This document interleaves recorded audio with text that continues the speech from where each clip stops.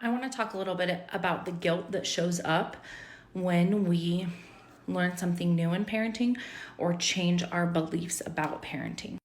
My name is Lindsay. I'm a child therapist and mindful motherhood educator.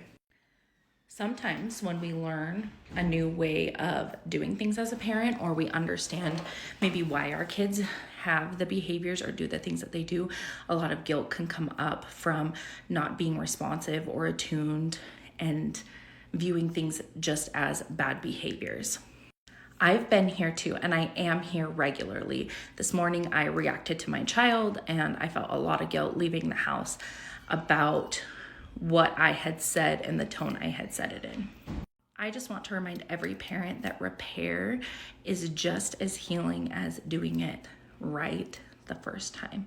We can have conversations with our kids. We can repair. We can do things differently. We can recreate those patterns, and there are many lessons to be learned in that. So if you are in a guilt shame cycle about parenting, I want you to know you're not alone. You don't have to beat yourself up. And it teaches the same lessons when you repair.